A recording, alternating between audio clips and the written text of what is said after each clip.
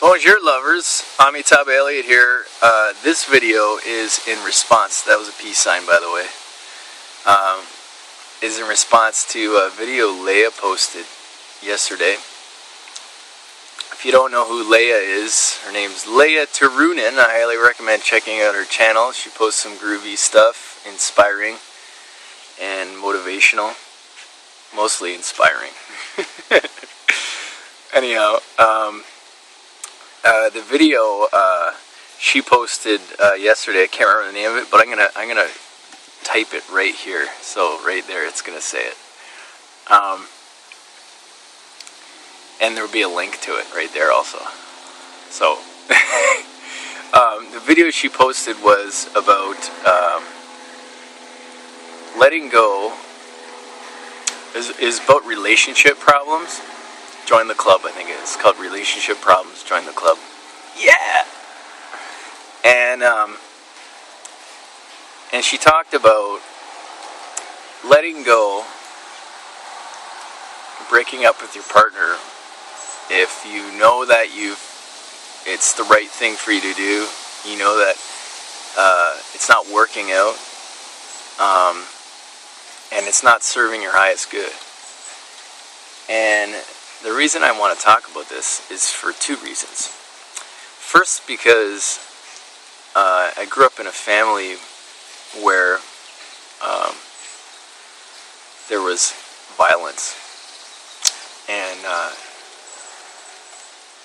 suppression and control.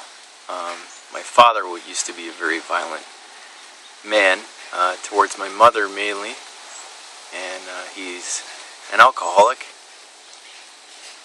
And his father was an alcoholic, and my uncle's an alcoholic. A lot of alcoholics in my family. And my dad used to sleep with a machete under his pillow. And I'm not sure why. I'm not sure if it was so that my mom would be afraid, but I suspect that's probably so. He had a gun in the house. I didn't know. We always lived in safe neighborhoods. You don't need a gun.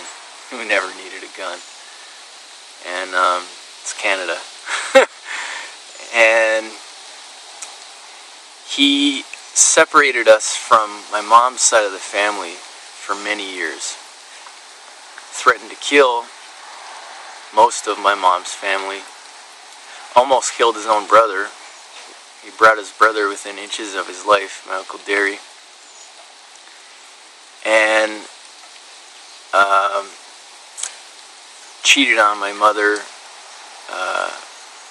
while he even brought girls he was cheating on her with over to my aunt's house. So many stories that I don't even know. But I'm not going into this for blame because I forgive my father. My mother has too, at least in her own way. She believes that Jesus is the only way to forgive, but that's not true. You need to forgive for your own sanity and your own energetic and physical and mental well-being. And so anyhow, this video is not about that. It's about that if you are in one of these relationships, and this is mainly I'm speaking to females, because it does happen where females abuse males, but the truth is that males abuse females, at least physically more than the other way around. I would say likely females that abuse males, it's more on a mental level, and in controlling ways, getting them to be their slave, sort of thing. But the males who are abusive to females typically do it in mentally intimidating ways and physically abusive ways, whether it's actually hitting them. I know my dad strangled my mother, my sister. He never really hit me, kicked me once, put me up against the wall, probably a couple times, I know once at least, I don't really remember it, but anyhow, it's actually a little bit hard to make this video, but I'm going to continue. If you are female in this, or anybody in an abusive relationship, you can leave. In fact, I have a friend right now, I'm not going to say her name, but if you watch this, you know who you are, who is in an abusive relationship, who's in a mentally abusive, emotionally abusive relationship, and she's not leaving, even though it would serve her and her children's best good to do so. She's staying because she's justifying things in her mind and saying that we have a house together and I can't leave because of the house. I don't have enough money, and so I can't leave because I don't have enough money to support myself and the kids. And she, this is not insulting, but let's be honest, this person is overweight, and I'm sure, well, she's not said this to me, but I can guarantee this is what's going on in the mind also.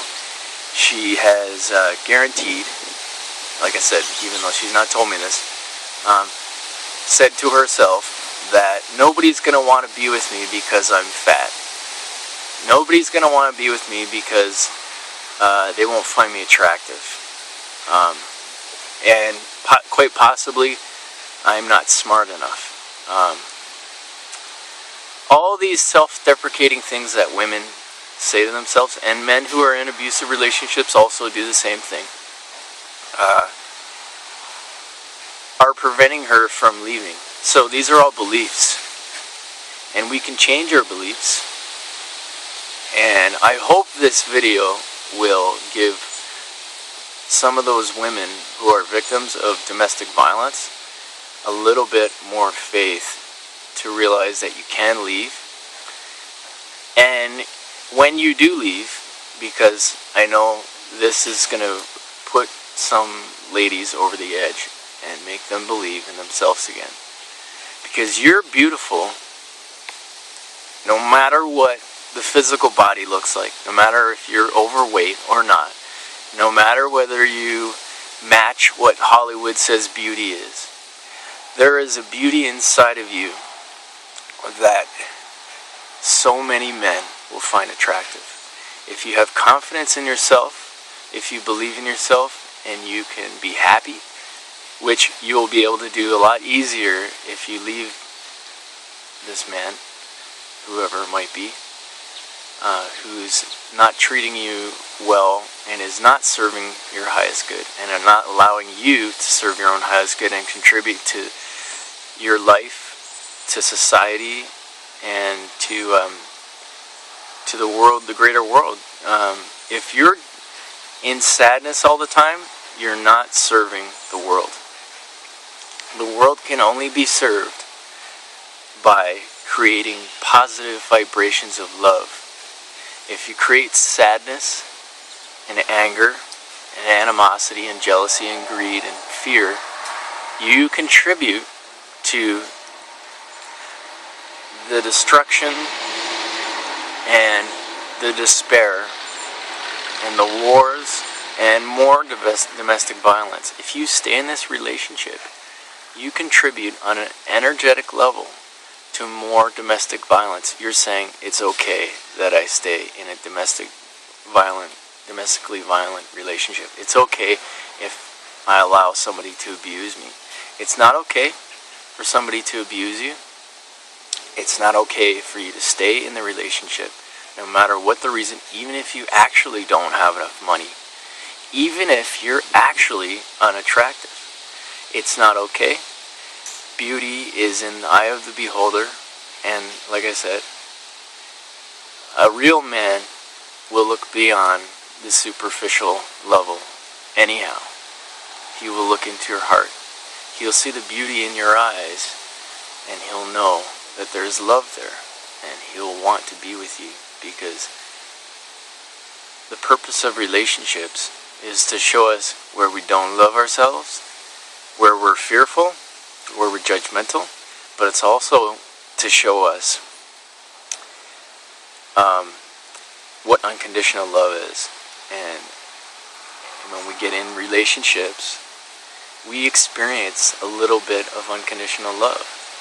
And the goal should be to experience that always. And the way we do that is by doing our personal work. We can, if we learn meditation, it's very, very helpful. And I'm actually shivering a little bit because it's cold and it's raining. On top of this difficult subject matter, which is very fitting that it is raining. And so I just want to let you know that no matter how bad it seems, no matter how desperate it seems, no matter how choiceless you feel like you don't have any choices, you can't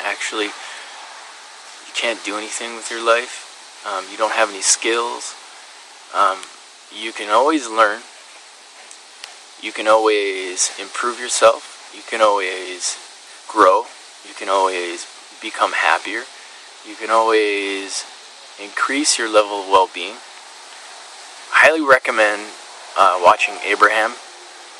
Just Google Abraham, Esther and Jerry Hicks. Abraham will pump you up and make you feel good. Listen to Anthony Robbins. Anthony Robbins will help you feel good. There's a lot of great spiritual teachers. This is a spiritual problem, the reason why you're staying in an abusive relationship. And the reason why, even if it's not per se an abusive relationship, but it's just not working and you're banging your head against the wall again and again, the part of the problem might be you. And being in this relationship might be too challenging for you. You might need something a little bit easier so that you can work on releasing yourself in a slower, more subtle way. Because sometimes being in relationships that are challenging, like if one person is, like for example, I'll give you an example of one of my last relationships. Well, it was several years ago. I was with a girl, and we were both in really good places when we got together, and we fell in love, and after several years, she had a lot of anger issues, and so I really didn't have a lot of anger issues, and I was just meditating a lot and loving life, and it sort of drove her mad because she had this frustration and anger to deal with, and I helped her deal with some of it. She dealt with some of it on her own, and however, what she said to me was, when we started this relationship, it's like we were on the same level, like you were probably a little higher because you were meditating and really on a high vibrational level or whatever. But it's like you took off and never looked back. And you just kept meditating and kept going and changing so fast, you transformed so fast that I couldn't possibly catch up. It was too much of a leap for me. And so it can go both ways. Sometimes if we're not aligned enough, it can cause dissonance for us, and the leap is too great.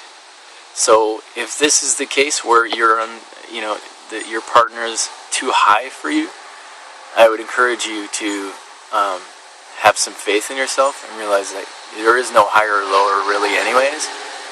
There's only where you believe yourself to be and who you believe yourself to be in your nature. You can transcend the ego mind, the mind that tells you you're not good enough, the mind that tells you your partner is at a higher spiritual stage of evolution, doesn't matter. You can ascend your consciousness by releasing the chattering ego mind, and you can become whatever you want to be. You just got to believe in yourself. And so I'm going to end this video now soon.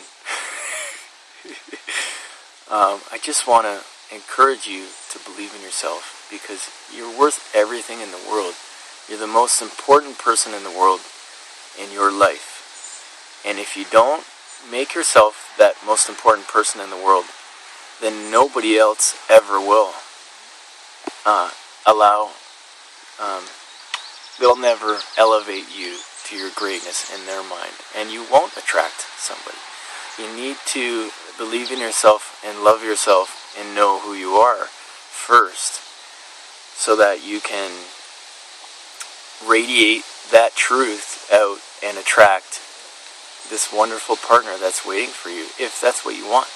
However, I would also encourage someone who's been in a shitty relationship or an abusive relationship to stay single for a while. Don't jump into something new, because what often happens is we jump into the exact same vibrational match that we were just into, because we haven't done any work yet, and we haven't transcended the mental tendencies to attract these circumstances into our life. Because we attract all the abusive relationship, it's our responsibility for realizing that we've attracted this in some way, and we need to realize that this is so, and take a stock of where we are and where we want to be, and what kind of mate we want to attract, what kind of life we want to create, and become that.